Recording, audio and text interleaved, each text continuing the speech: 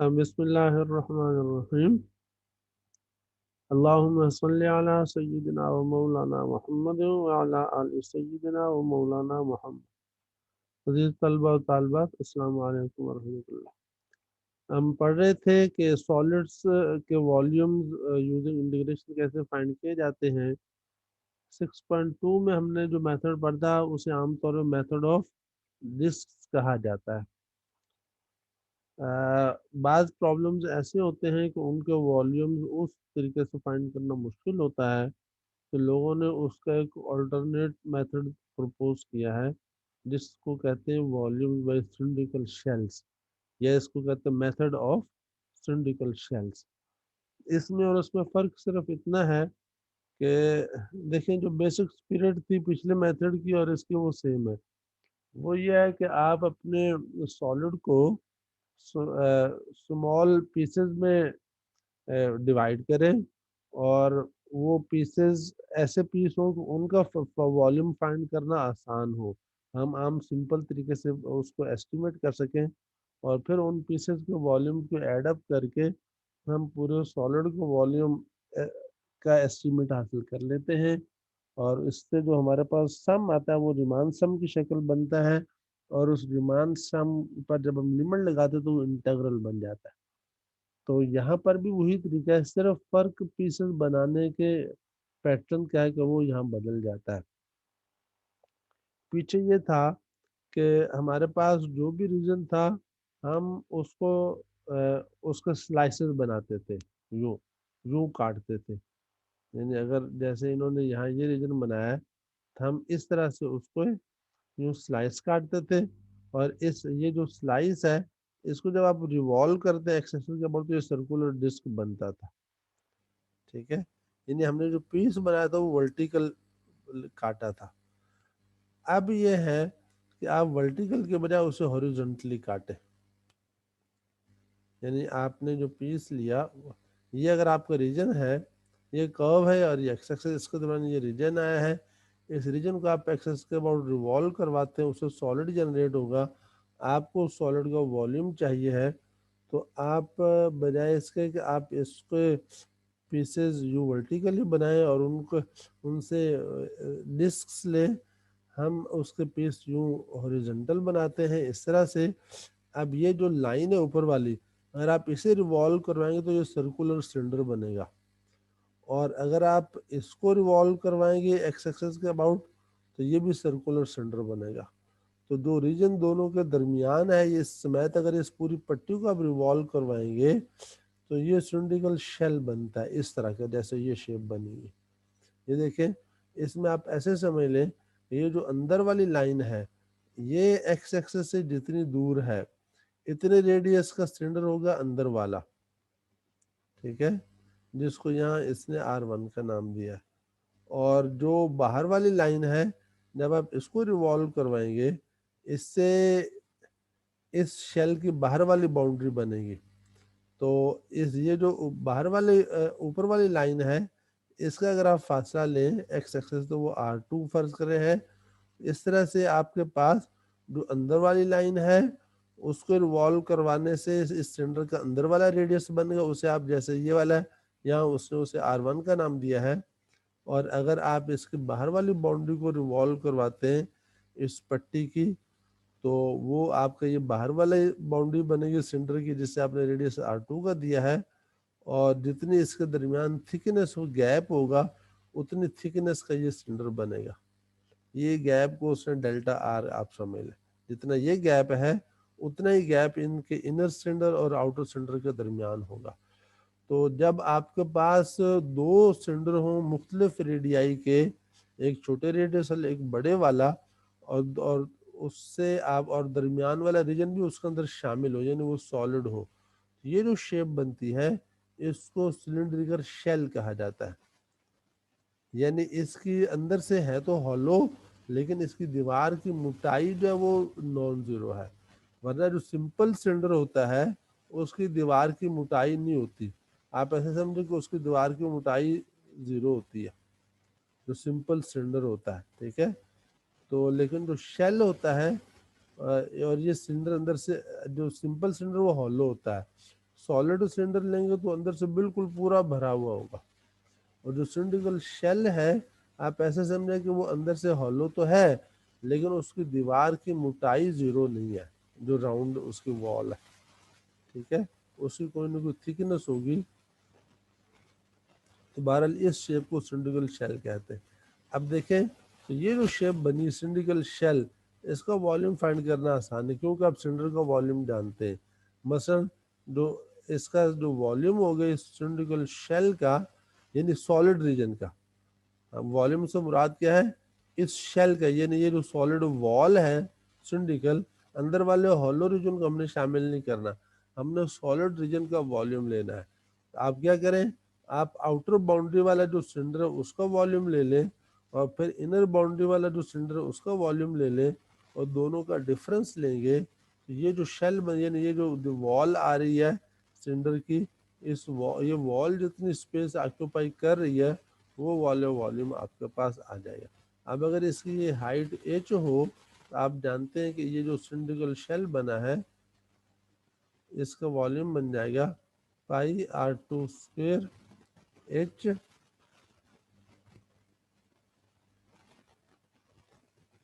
और minus pi r1 square h।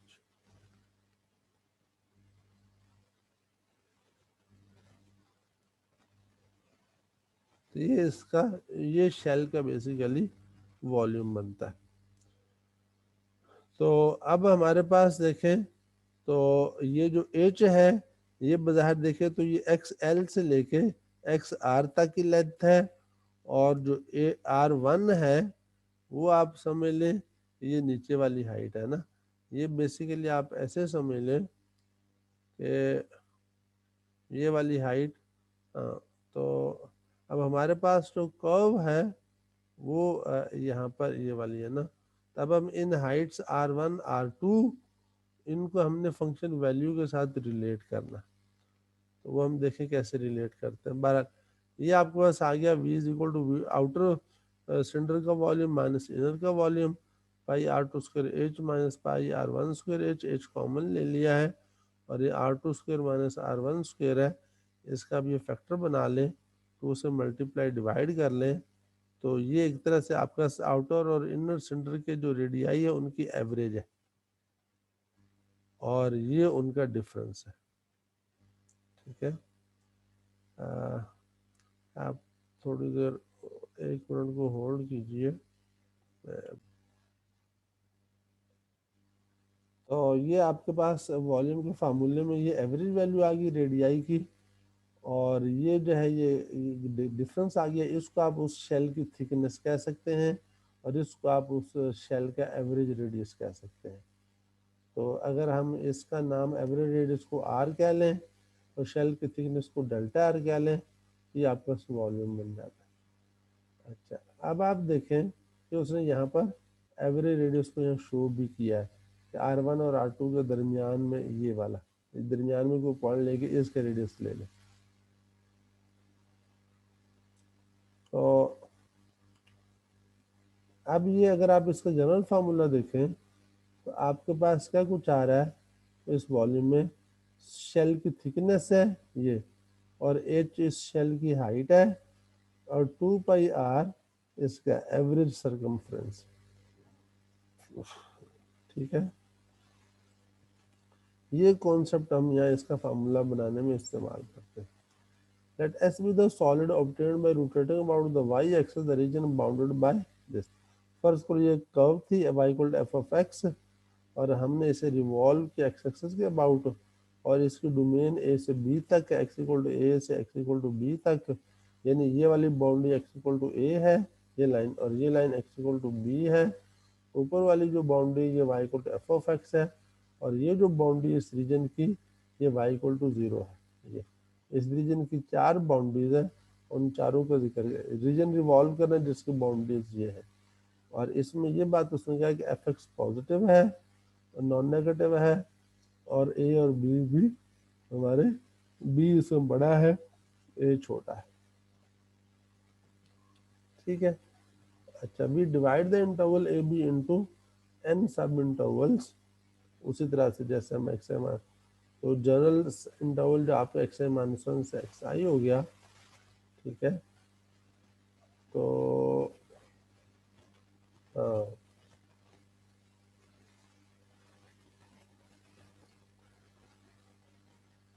अब वो ये कर रहे हैं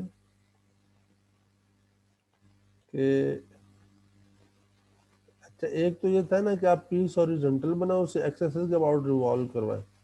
दूसरा ये है कि पीस तो आप वर्टिकल बनाए जैसे हम पीछे बना रहे थे ना, लेकिन आप उसको रिवॉल्व वाई एक्सिस के अबाउट करें, जैसे ये है। तो आप इसको जब वाई एक्सिस के अबाउट रिवॉल्व करेंगे तो ये वो उसी तरह से शेल बन जाएगा। यानी अगर जैसे पीछे एग्जांपल में उसने हॉरिजॉन्टल पीस बनाया था, ये स्ट्रिप बनाई थी, उसको एक्स एक्सिस के अबाउट रिवॉल्व कराएंगे तो सिलिंड्रिकल शेल बनेगा। और अगर आपने वर्टिकल स्ट्रिप ली है जैसे हमने पिछले सेक्शन में ली थी, तो इसे अगर हम एक्स एक्सिस के अबाउट रिवॉल्व करवाते तो डिस्क बनती है, अगर हम इसको वाई एक्सिस के अबाउट रिवॉल्व करवाएंगे तो ये शेल बनेगा, ठीक है। तो अगर हम इसको वाई एक्सिस के अबाउट रिवॉल्व करवाएं तो अब हमारे लिए क्या था कि इसकी हाइट और क्योंकि फार्मूले में एवरेज रेडियस है और हाइट है, तो हाइट देखिए अगर मैं इस पॉइंट को एक्स आई का ना एक्स आई माइनस वन कह लूँ, इस पट्टी का जो पहला जो लाइन है उसकी एक्सल लोकेशन को, और जो बाद वाली है ये वाली, इसको मैं एक्स आई कह लूँ, तो आप यहाँ से बड़ी आसानी से समझ सकते हैं क्योंकि हम इसे रिवॉल्व कर रहे हैं वाई एक्सिस के अबाउट। तो वाई एक्सिस से पहली इस लाइन का फासला एक्स आई माइनस वन है, तो एक्स आई माइनस वन एक तरह से इनर रेडियस बनेगा। और ये जो दूसरी पट्टी है इसका वाई एक्सिस से फासला एक्स आई है, तो ये आउटर रेडियस बनेगा यहाँ तक, ठीक है। तो इस तरह से आपके पास जो एवरेज रेडियस है वो इन दोनों एक्स वैल्यूज की एवरेज से आ जाएगा। तो एवरेज रेडियस हम एक्स वैल्यू से लेते हैं।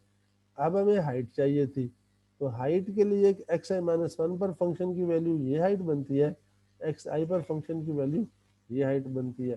तो हाइट क्योंकि हम बाद में नंबर ऑफ सब इंटरवल्स पर लिमिट लगाते हैं, इसलिए आप यहाँ पर आप इन दोनों हाइट्स की एवरेज हाइट भी ले सकते हैं, ठीक है, इस इस स्ट्रिप की ना। और इस तरह से, और जो थिकनेस होगी इस शेल की वो दोनों इन कोऑर्डिनेट्स का डिफरेंस, क्योंकि ये इनर रेडियस या आउटर रेडियस है यहाँ तक, ये लाइन आगे ज़्यादा बड़ी, इसको शामिल नहीं करना, ये शामिल नहीं है। तो इन दोनों का जो डिफरेंस है उसे इसको आप डेल्टा एक्स कह लें, तो ये इसकी थिकनेस है। पीछे हमने जो फार्मूला बनाया है उसमें अगर आप ये वैल्यूज डाल दें तो टू पाई एक्स आई बार वो एवरेज वैल्यू ले रहे हैं दोनों एक्स वैल्यूज की, ये उसका एवरेज सर्कमफ्रेंस हो गया, ये एवरेज हाइट हो गई, और ये इसकी थिकनेस हो गई। इस तरह से ये जो आयत स्ट्रिप है इसके वाई एक्सिस के अबाउट रिवॉल्व करने से जो रीजन बनता है, उस जो सिलिंड्रिकल शेल बनता है उसका वॉल्यूम ये चीज़ बनी। अब आप इस पर सर जी ये रिपीट कर दे प्लीज। क्या रिपीट कर दो? सर जी ये एवरेज की समझ नहीं आई थोड़ी। पीछे समझ आ गई थी, यहाँ समझ आई है? देखो ये क्या है, ये आर क्या चीज़ है? Radius inner radius. R inner radius है। ये देखो अल्लाह के बंदे, हम इसको आर क्या है,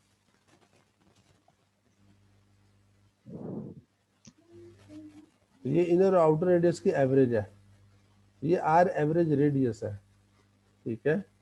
एच इसकी हाइट है, डेल्टा आर इसकी थिकनेस है, ठीक है।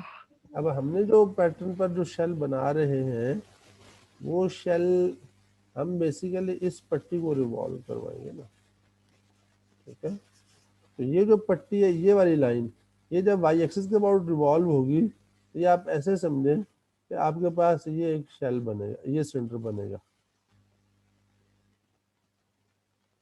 यूँ, और ये जो दूसरी बाहर वाली पट्टी है आप इसे आप रिवॉल्व करवाएंगे तो ये अंदर ये बाहर का आउटर सेंटर बन जाएगा, ठीक है।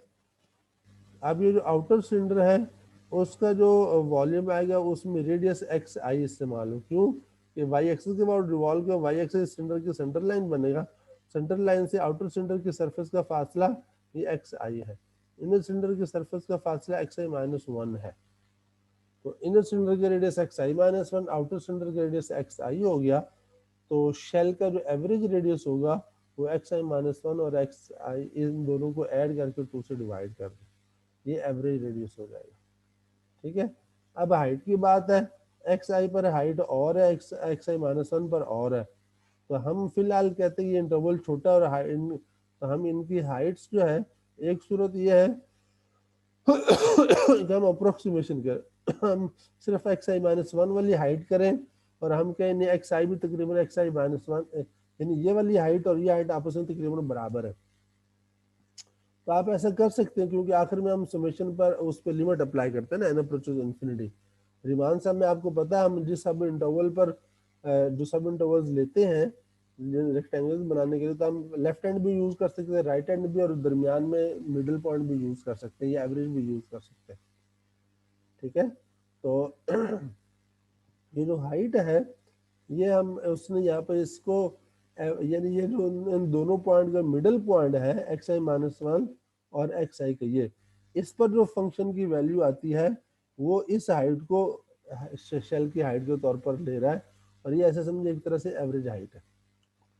एवरेज हाइट, हाँ एवरेज हाइट से अप्रोक्सीमेट, वैसे तो एवरेज हाइट का मतलब ये होता है कि एक्स आई माइनस वन पर हाइट लें, एक्स आई पर हाइट लें और उसको 2 से डिवाइड करें। तो ऐसा नहीं है, उसने ये किया है कि इन दोनों का मिडिल पॉइंट लेके एक्स, उसको एक्स आई बार कह रहा है, उस एक्स आई बार पर जो फंक्शन की वैल्यू आई है उस वैल्यू वाली हाइट को शेल की हाइट कह रहा है। समझ रहे, तो वो ये वही पैटर्न जो हम रिवान साहब में यूज करते रहे। आप क्लियर है भाई? जी सर। हाँ, तो ये आ गया इस तरह से, ये आपका 2 पाई एक्स आई बार, ये एफ एफ एक्स आई बार, ये डेल्टा एक्स। तो फिर इस पर आप लिमिट अप्लाई करेंगे एन अप्रोचेस इन्फिनिटी, तो ये आपके पास आ जाएगा, ये समेशन इंटीग्रल बन जाएगी, एक्स आई बार एक्स बन जाएगा, या गया 2 pi x into f of x और डेल्टा एक्स डी एक्स बन जाएगा। इस तरह से आपका ये फार्मूला बनता है। अब इसमें और पिछले फार्मूले में आप डिफरेंस नोट कर ले, कंपेयर कर लें, आपको पता चल जाएगा। यहाँ क्या है वहां पर पाई आर स्क्वेयर था, आर से मुराद फंक्शन वैल्यू थी, और पाई इंटू फंक्शन वैल्यू का स्क्वायर था ना, और इंटीग्रेशन जो है वो अलोंग एक्स एक्सिस थी, और वहां हम रीजन को रिवॉल्व कर रहे थे अबाउट एक्स एक्सिस, यहाँ हम रीजन को रिवॉल्व कर रहे हैं अबाउट वाई एक्सिस, और अलबत्ता जो उसका इंटरवल है वो अलोंग एक्स एक्सिस ही है। पिछले मेथड में ये था अगर आपने वाई एक्सिस के अबाउट रिवॉल्व किया है तो आपकी इंटीग्रेशन की लिमिट्स वाई वैल्यूज होंगी। ठीक है, अगर आपने एक्स एक्सिस के अबाउट रिवॉल्व किया है तो आपकी इंटीग्रेशन एक्स के लिहाज से होगी, इंटीग्रेशन लिमिट्स एक्स वाली होगी। यहाँ क्या है, रिवॉल्व आप कर रहे हैं वाई एक्सिस के अबाउट, और इंटीग्रेशन की लिमिट्स आपकी एक्स एक्सिस वाली है। ठीक है, और ये फार्मूला बन गया, इसको कहते हैं volume by method of cylindrical shells. तो ये आपके एवरेज सर्कमफ्रेंस, ये हाइट और ये थिकनेस, ये उसने वो शेप बना दी जो जिसको हम बनाने की कोशिश कर रहा था। अब आगे इसके एग्जांपल्स हैं। Find the volume of the solid obtained by rotating about the Y axis, the region bounded by this.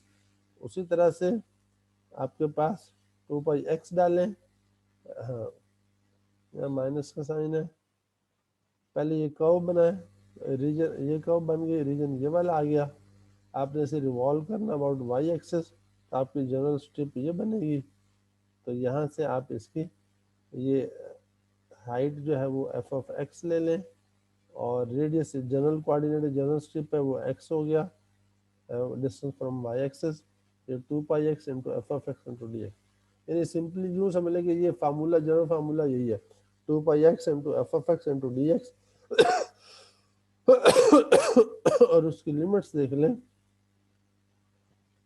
वगैरह, वो रीजन जो इसके और एक्स एक्सिस के दरमियान आता है। फिर आपको ये देखना होगा ये रीजन एक्स एक्सिस को कहाँ पे इंटरसेप्ट करता है, या उसने आपको डोमेन नहीं बताई कि एक्स कहाँ से कहाँ तक है। तो अलबत्ता उसमें दो बाउंड्रीज बताई, एक बाउंड्री ये कर्व है, दूसरी boundary y equal to 0, y equal to 0 x axis है। आप इन दोनों कर्व्स के पॉइंट्स ऑफ इंटरसेक्शन लेंगे, उसके लिए आप इन दोनों y वैल्यूज को इक्वेट करके सॉल्व करेंगे। तो आप जानते हैं ये कैसे हम करते हैं ना, एक्स स्क्वायर कॉमन ले लेंगे तो x इक्वल टू 0 आएगा और x इक्वल टू 2 आएगा, तो 0 से 2 x की लिमिट्स हो जाएगी। बाकी ये इंटीग्रेशन सिंपल है, ये आप खुद कर सकते हैं। अब आप इसे वेरीफाई भी कर सकते हैं, अगर आप इसे पिछले मेथड से करें तो एरिया कितना आता है। इसने शायद एग्जाम्पल भी पिछले वाली लिया तो आंसर सेम आ रहा।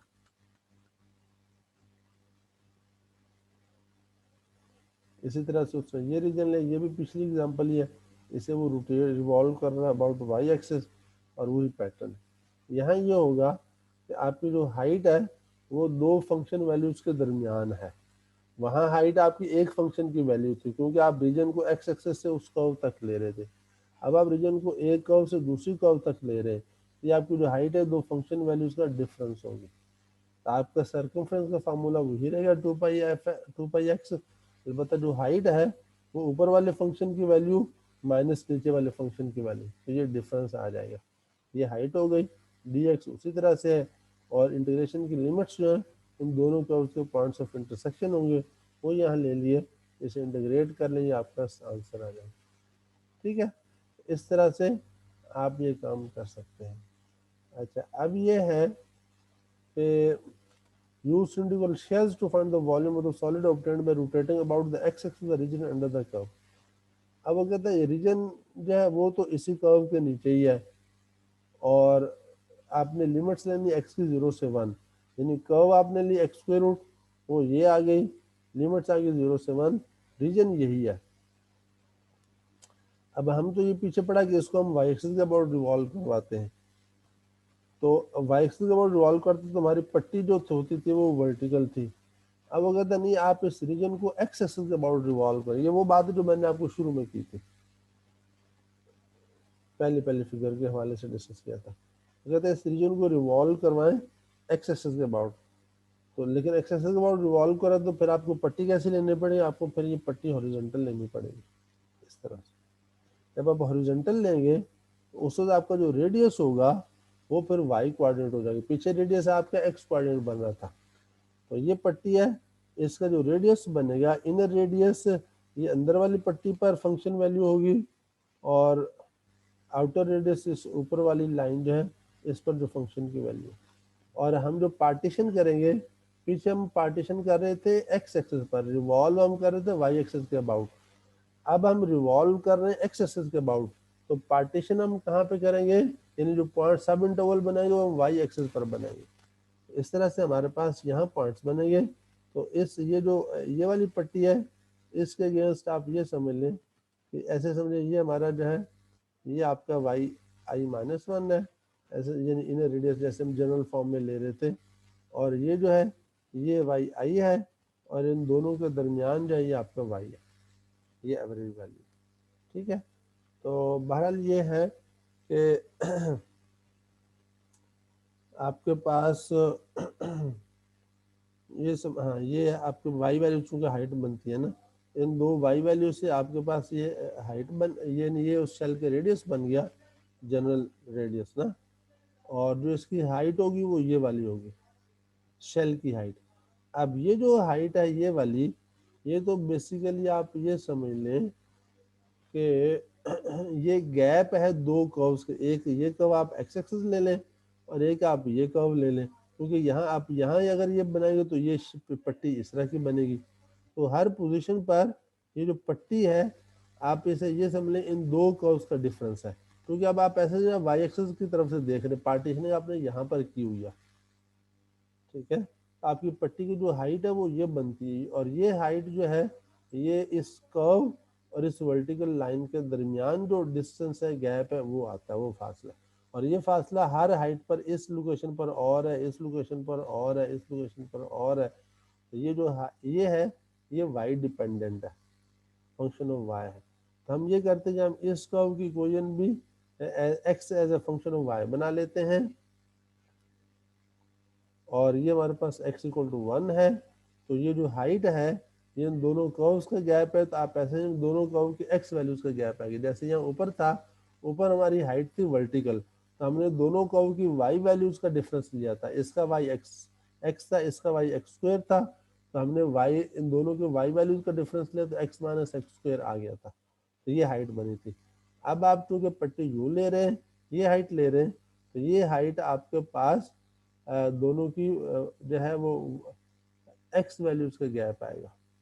कि यहाँ पर आपके पास यानी ये जो पट्टी है, ये जो हिस्सा है ये वाई एक्सिस से कितना दूर है, और जो ये हिस्सा है ये वाई एक्सिस से कितना दूर है, इन दोनों का जो गैप होगा वो इसकी हाइट बनेगा। तो ये जो हिस्सा है ये कितना दूर है, ये हम चूंकि ये हिस्सा इस कर्व पर आता है, इस कर्व पर एक्स वैल्यू लेते हैं, वो ये चूंकि कर्व थी Y equal to X square root, यहाँ से एक्स आपके पास आ गया वाई स्क्वायर, तो उसने यहाँ बनाया होगी। तो ये आपके पास इधर से एक्स वैल्यू आ गई वाई स्क्वायर, इधर से एक्स वैल्यू आपके पास 1 आ गई, ये जो हाइट है गैप है ये आपके पास आ गया 1 माइनस वाई स्क्वायर, ये गैप, ये टोटल हाइट वाई एक्सिस से लेकर यहाँ तक ये 1 है, और वाई एक्सिस से लेकर यहाँ तक ये वाई स्क्वायर है, दोनों का डिफरेंस लेंगे तो हमारे पास ये वाला फासला आएगा, और ये हमारे सिलेंडर की हाइट है, ये इतनी, ये आ गया 1 माइनस वाई स्क्वायर। इस तरह से अब आप देखें तो आपके पास और इंटीग्रेशन की जो लिमिट्स हैं, ये पट्टियाँ, ये हॉरिजॉन्टल पट्टियाँ ये यहाँ एक्सेस से शुरू होंगी और यहाँ तक जाएंगी, और इस सिरे पर अगर आप देखें इस सिरे का जो एक्स कोऑर्डिनेट वो भी 1 है और वाई कोऑर्डिनेट भी 1 है, इसलिए आपकी जो वाई वाली लिमिट्स है वो भी आप 0 से 1 ही होंगी। इस तरह से आपके इंटीग्रेशन की लिमिट 0 से 1 हो गई, ये 2 पाई वाई उसका सर्कमफ्रेंस हो गया, ये हाइट होगी शेल की, और ये शेल की थिकनेस। तो इस तरह से तीनों का पावर लेके 0 से 1 तक इंटीग्रेट करते हैं। ठीक है, इसी तरह से अब आप एग्जांपल 4 है, ये एग्जांपल अब आप खुद करेंगे। अब वो जिस लाइन के अबाउट रिवॉल्व करवा रहा है वो एक्सेस नहीं बल्कि और लाइन है, तो ये सारी बातें हम पीछे कर चुके हैं। जिस तरह से डिस्क में हमने लाइन जिसका अबाउट हम उसे रिवॉल्व करवा रहे थे वो हमने चेंज की थी, यहाँ पर उसी तरह से हम इसे चेंज करके देख सकते हैं। ठीक है, इस तरह से ये टॉपिक आपका मुकम्मल हुआ। तो इसके साथ ही जो अगला टॉपिक है ये बड़ा सिंपल सा है, जिसकी जस्ट मैं 1-2 एग्जांपल्स करवाऊंगा, बाकी काम हम आप खुद करेंगे। इसमें ज़्यादा आप काम ना करें, थोड़े से प्रैक्टिस के लिए सवाल कर लें, हमारे पास इतना टाइम नहीं कि हम हर टॉपिक पर अलग लेक्चर लगाएं। तो आप जानते हैं कि वर्क डन जो होता है वो फोर्स इनटू डिस्प्लेसमेंट होता है। अगर आपकी फोर्स वेरिएबल हो तो फिर आप जो है पूरे डिस्प्लेसमेंट एक जैसी फोर्स तो रही नहीं, आप किस फोर्स को उस टोटल डिस्प्लेसमेंट से मल्टीप्लाई करेंगे। तो हम क्या करते हैं, हम उस टोटल डिस्प्लेसमेंट के छोटे छोटे सब इंटरवल बना लेते हैं, और हम कहते हैं कि सब इंटरवल में जो फोर्स है वो कांस्टेंट है, तो हर सब इंटरवल में फोर्स की वैल्यू और मल्टीप्लाइड बाय सब इंटरवल की विड्थ, तो ये हमारे पास फोर्स वर्क आ जाता है उस सब इंटरवल का। इस तरह से हर सब इंटरवल का वर्क डन हम कंप्यूट करके उसे ऐड अप कर लेते हैं, तो वो हमारे पास टोटल वर्क डन आ जाता है, एस्टिमेटेड आ जाता है, फिर वो समेशन बन जाती है। तो ये देखिए ये है सब इंटरवल बनाए, वेरिएबल फोर्स से ith इंटरवल पर जो वर्क डन है वो ये वाला आ गया, और तमाम इंटरवल्स में जो वर्क डन उसे ऐड अप कर लिया, और नंबर ऑफ सब इंटरवल्स में लिमिट लगा दे एन अप्रोचेस इंफिनिटी, तो हमारे पास ये वर्क डन का फार्मूला बन जाता है। अगर एफ एक्स आपकी वेरिएबल फोर्स हो और डिस्प्लेसमेंट आप ए से लेके बी तक काम कर रहे हैं, पहली लोकेशन आपकी ए आखिरी लोकेशन बी है, तो ए से बी तक इस एफ स्मॉल एफ फोर्स के साथ का जो आपने वर्क किया है वो टोटल वर्क इस फोर्स को डिस्प्लेसमेंट के अलॉन्ग इंटीग्रेट करने से आता है। इसमें सिर्फ सिंपल कॉन्सेप्ट है, इंटीग्रेशन आप जानते हैं, सिर्फ ये है कि वर्क डन को आप इस इंटीग्रेशन से किस तरह से करते हैं। तो ये उसने यहाँ फोर्स यानी इसमें ये कि आपके पास फोर्स का फार्मूला होना चाहिए। अब स्प्रिंग आप जानते हैं इसमें रेस्टोरिंग फोर्स होती है, वो एक्स के प्रोपोर्शनल तो के एक्स होती है, तो रेस्टोरिंग फोर्स जितना वर्क करते हैं अगर आपने वो कैलकुलेट करना हो आप एफ एक्स या के एक्स लगा दें। ये उसने यहाँ पर के की वैल्यू भी इस एग्जाम्पल में फाइंड की हुई है, बहरहाल वो आप लेके जब डालेंगे तो ये आपका सिंपल वे है उसको काम करना। अच्छा, अब ये एग्जाम्पल 4 में इसको मैं करवा देता हूँ। A 200-pound cable is 100 feet long and hangs vertically from the top of a tall building. How much work is required to lift the cable to the top of the building? यानी आपके पास 200 pound वजनी cable है और उसकी लंबाई 100 foot है और वो वर्टिकली ये लटकी हुई, एक बिल्डिंग है ये यूं लटकी हुई नीचे वर्टिकली डाउनवर्ड, आपने इसे उठा के इस बिल्डिंग को ऊपर रखना, ठीक है। तो आप ये बताएं कि इस केबल को इस बिल्डिंग की छत पर रखने में कितना वर्क चाहिए होगा। तो अब ये है कि चूंकि ये जो केबल है इसके डिफरेंट पार्ट्स हैं, उनकी हाइट छत से मुख्तलिफ है। तो आपको मसलन ये वाला अगर मैं यहाँ पर एक पीस काटूं तो इस पीस को आपको बिल्डिंग पर रखने के लिए इतना डिस्प्लेसमेंट करना पड़ेगा, ठीक है, ये है। और वर्क आपको अगेंस्ट ग्रेविटी करना है, ठीक है। और तो इस हिस्से का डिस्प्लेसमेंट अलग है, इस हिस्से का डिस्प्लेसमेंट अलग है। ये एक तरह से दूसरा सूरत होगी। एक सूरत ये थी कि पूरी बॉडी जो है उसका डिस्प्लेसमेंट बराबर है और फोर्स वेरिएबल है। यहाँ क्या है, बॉडी के मुख्तलिफ हिस्सों का डिस्प्लेसमेंट मुख्तलिफ है, अलबत्ता फोर्स आपकी सेम है, फोर्स है वो वेट है, ठीक है। तो वेट तो अगर आप इसका बराबर बराबर लेंगे तो जी, अगर हम इस पूरी लेंथ पर जो ग्रेविटेशनल एक्सेलरेशन है, अगर ये लेंथ इतनी ज़्यादा नहीं है कि हम कहें कि यहाँ जी और है यहाँ जी और है, तो जी तो एक जैसा रहेगा। अगर आप इसके बराबर बराबर के पीसेस काटते हैं, हर पीस का वेट बराबर होगा, यानी फोर्स बराबर है लेकिन डिस्प्लेसमेंट मुख्तलिफ हो गया। तो ये भी एक इंटरेस्टिंग बात है कि आपके पास इस तरह की एग्जाम्पल है, तो इसका वर्क डन आप कैसे लेंगे। तो let us place the origin at the top of the building and the X axis pointed downward as in figure. अब उसने ये किया, ओरिजिन